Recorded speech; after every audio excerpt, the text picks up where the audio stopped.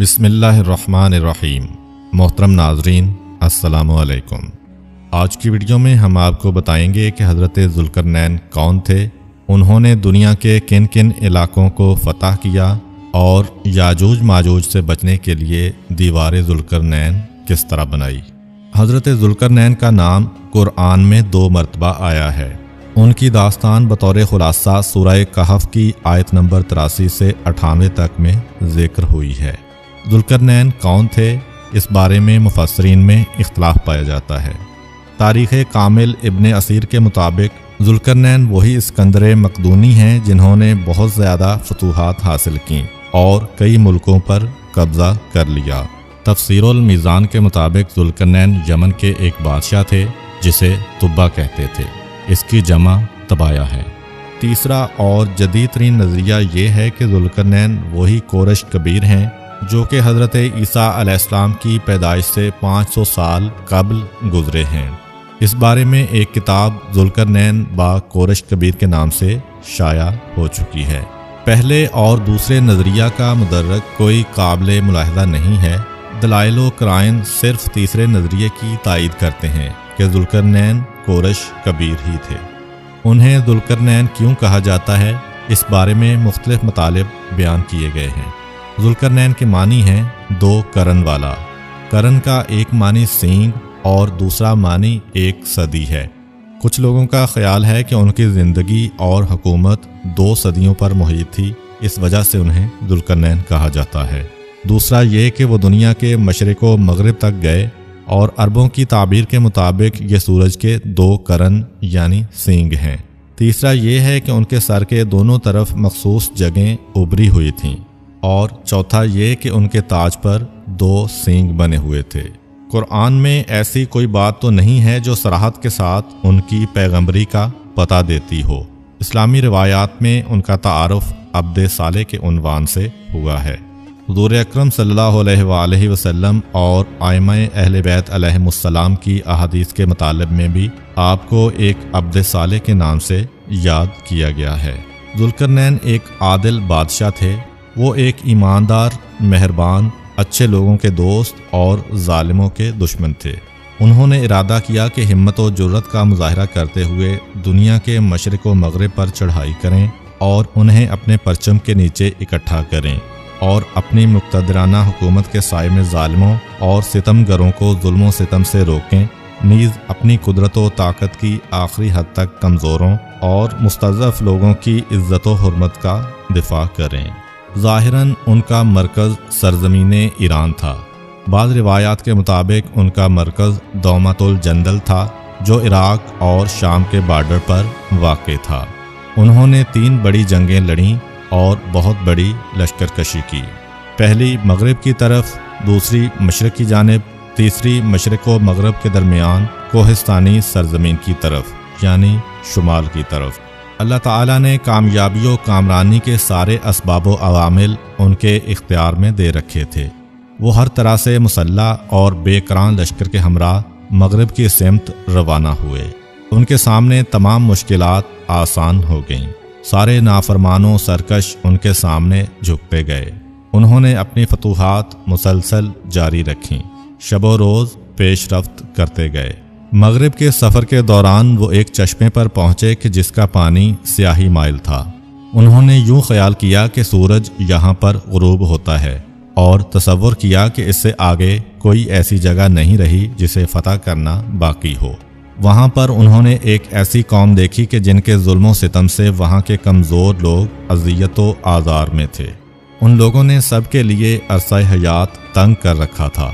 वो कौम कत्ल व गारत गरी में मारूफ व मशहूर थी। आयत के अल्फाज से पता चलता है कि वो लोग काफिर थे। हज़रत ज़ुल्करनैन को हुक्म परवरदिगार हुआ कि उनको दीन हक़ की तबलीग करो। बस अगर ना माने और अपने कुफ्र पर डट जाएं तो आपको इख्तियार है कि उनको सज़ाए मौत दे दो या उनके साथ मज़ीद नेकी का बर्ताव करो, यानी उनको एक अरसा तक मोहलत देकर उनको ज़ेवर तालीम से आरास्ता करो ताकि हक़ व बातिल में तमीज़ करने के अहल हो जाएं। इसी आयत से बाज़ लोगों ने हज़रत ज़ुल्करनैन की नबुव्वत का इस्तदलाल भी किया है, क्योंकि किसी पर खुदा की वही का नुज़ूल उसकी नबुव्वत की दलील है। लेकिन इसका जवाब ये है कि यहाँ हुक्म खुदा बसूरत अल्हाम था। जिस तरह मादर मूसा अलैहिस्सलाम के मुतल्लिक आता है कि हमने उसको वही की, मुराद अल्हाम था, और नबूवत की अलामत वो वही है जो फरिश्ते के नज़ूल की सूरत में हो।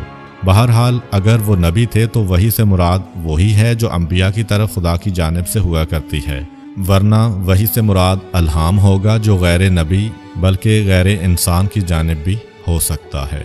हज़रत ज़ुल्करनैन ने खुदा के हुक्म के मुताबिक अमल किया, वहाँ के बाशिंदों को तौहीद का पैगाम सुनाया और शिर्क पर डटे रहने वालों को अजाब की धमकी दी कि जिसने जुल्म किया यानी जो मुशरिक रहा उसको दुनिया में हम सजाए मौत देंगे, और जब बरोज़े महशर उठेगा तो अजाब खुदावंदी में भी सख्त तौर पर गिरफ्तार होगा। लेकिन जो ईमान लाए और उस पर साबित कदम रहे उसके साथ हम अच्छा सलूक करेंगे और उस पर हमारे अहकाम का बोझ इस कदर होगा जो वो आसानी से बर्दाश्त कर सकेगा। बस उसकी गुज़श्ता लग़्ज़िशें मुआफ़ कर दी जाएंगी और बरोज़े महशर उसको नेक जज़ा मिलेगी। ज़ुल्करनैन एक मुद्दत तक वहाँ रहे और ज़ालिमों और सितमगरों को जुल्म सितम से रोकते रहे और अच्छे लोगों को उनकी नेकियों का बदला देते रहे। वहाँ पर सुलहो अदालत की बुनियाद डाली और भलाई का परचम लहराया। इसके बाद जनाब ज़ुल्करनैन ने बड़ी तदबीर के साथ बड़ी दलेरी और मसलहाना अहदाफ की खातिर मशरक़ की जानिब लश्कर कशी की। जहाँ पर पहुँचते वहाँ पर ही फ़तह व नुसरत के झंडे गाड़ देते। तमाम लोग बड़ी गर्मजोशी से उनका इस्तकबाल करते और उनकी हुकूमत को तस्लीम कर लेते। ज़ुल्करनैन फ़तह व नुसरत के झंडे गाड़ते हुए आगे बढ़ते गए। आखिरकार एक सरसब्ज़ व शादाब और आबाद ज़मीन पर पहुँचे। वहाँ ऐसी कौम को देखा जिनका सूरज के अलावा कोई सतर ना था, यानी ना वो लिबास बनाना और पहनना जानते थे और ना घर बनाना और उनमें रिहाइश रखना जानते थे। चुनांचे जब दिन होता था तो पानी या सुरंग या किसी गार में घुस जाते थे और रात को अपने कारोबार करते थे। ज़ुल्करनैन ने उनकी निजात की खातिर वहाँ पर अपनी हुकूमत व सल्तनत का परचम लहराया और इल्म के नूर और अपनी रहनुमाइयों से उस तारीक माहौल को मुनव्वर किया और उनकी खातिर खा खिदमत की। जनाब ज़ुल्करनैन मशरिक़ व मगरब को फ़तह कर लेने के बाद तीसरी जानिब रवाना हुए, हत्ता के एक मकाम पर पहुँचे कि दो तरफों से पहाड़ वहाँ ख़त्म होते थे और दरमियान में गुज़रगाह थी। उसके दूसरी जानिब याजूज व माजूज आबाद थे और इधर एक कौम फ़रोकश थी जो ज़ुल्करनैन और उनकी कौम की ज़ुबान को ना जानते थे। जब उन्होंने उनसे अहवाल पुरसी की तो उन लोगों ने इशारों इशारों में समझाया या बकुदरत खुदा ज़ुल्करनैन को उनकी बोली समझने की तौफीक मिली या किसी तर्जुमान के ज़रिए से पता चला। बहरहाल उन्होंने आपसे शिकायत की कि उनके पहाड़ों के पीछे याजूज माजूज आबाद हैं जो हमें बहुत सताते हैं। वो इन दोनों पहाड़ों के दरमियानी दर्रे से गुजरकर हमारा जानी व माली हर किस्म का नुकसान करते हैं, जिससे हम बहुत तंग हैं। लिहाजा हम अखराजात के लिए आपस में चंदा जमा करके आपको देते हैं ताकि उस दरमियानी राह को बंद कर दिया जाए और हमें उन लोगों के शर से महफूज किया जाए। आपने फरमाया, मेरे पास अपने परवरदिगार की अता करदा दौलत काफ़ी है, अलबत्ता अगर बंद तामीर करना है तो मुझे जानी इमदाद दो और काम करने के लिए मजदूर फराहम करो।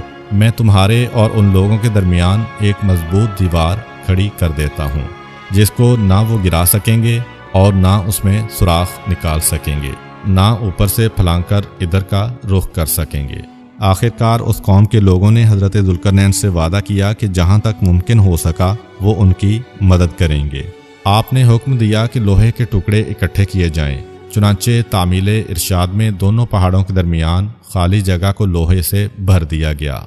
जब चौड़ाई और बुलंदी में लोहे का ढेर दोनों तरफ की पहाड़ों के बराबर हो गया तो आपने उस तमाम लोहे को आग से पिघलाने का हुक्म दिया ताकि सब यकजान हो जाए और कोई सुराख ना बचे। चुनांचे लोहे को फूंकनियों के जरिए से आग नुमा बना दिया गया, हत्ता कि सारा लोहा पिघलकर एक जिस्म हो गया। इसके बाद तांबा पिघलाकर ऊपर डाल दिया गया ताकि मजबूत हिसार बन जाए। चुनांचे इस अमल के बाद वो ना ऊपर चढ़कर इसको अबूर कर सके और ना इसमें सुराख निकाल सके। यहाँ से मालूम होता है कि वो बंद जो हज़रत ज़ुल्करनैन ने बनाया था वो एक लंबा बंद नहीं था बल्कि दो पहाड़ों के दरमियान जो दर्रा था, जिससे लुटेरे गुजरकर उस ज़माने की महज़ब अक़वाम को परेशान करते थे। उनकी रिपोर्ट पर आपने उसको बंद कर दिया था। इससे दीवार चीन मुराद लेना बिला दलील है। बाज़ ने इसका मकाम बहरे रोम के करीब बयान किया है। इसकी बुलंदी 200 हाथ और चौड़ाई 50 हाथ बयान की गई है। एक और ख्याल के मुताबिक ये दीवार सरजमीन कफकाज में वाक़े दरियाए खज़र और दरियाए सियाह के दरमियान पाए जाने वाले पहाड़ों में बनाई गई थी। जिस वक्त जनाब ज़ुल्करनैन इस बेनज़ीर व बेमिसाल दीवार को बनाने से फारिग हुए तो बहुत ज़्यादा खुश हुए कि उन्होंने ज़ालिमों सितमगरों के जुल्म सितम से कमज़ोरों की निजात के लिए कितना मुस्बत कदम उठाया है। वो जो कि हर चीज़ को लुत्फ़ इलाही समझते थे, इसे भी खुदा का एक लुत्फ़ करम समझा और कहा, ये मेरे परवरदिगार की रहमत में से है। वो हक़ाइक़ और खुदा के सामने इस कदर मुतवाज़े थे कि इस कदर मजबूत व मुहकम दीवार बनाने पर हरगिज़ मगरूर ना हुए और ये नहीं कहा कि मैंने तुम्हारे लिए इतना मुहकम व मजबूत मोर्चा बना दिया है जो हमेशा के लिए तुम लोगों को दुश्मन के शर से महफूज रखेगा, बल्कि दुनिया के फ़ानी होने के बारे में गुफ्तगू करते हुए कहा, बस जब वादा-ए इलाही आ जाएगा तो इसको रेज़ा रेज़ा कर देगा कि वादा-ए इलाही बहरहाल हक़ है। बाज़ रिवायात के मुताबिक इस वादे से मुराद हज़रत इमाम महदी अलैहिस्सलाम का ज़ुहूर लिया जाता है। बाज़ रिवायात के मुताबिक इस सारी मुहिम के दौरान हज़रत ख़िज़र अलैहिस्सलाम बाद मवाक़े में हज़रत ज़ुल्करनैन के हमरा थे और उनके कामों की तायीद करते और उनकी रहनुमाई फरमाते थे। उम्मीद करता हूँ कि आप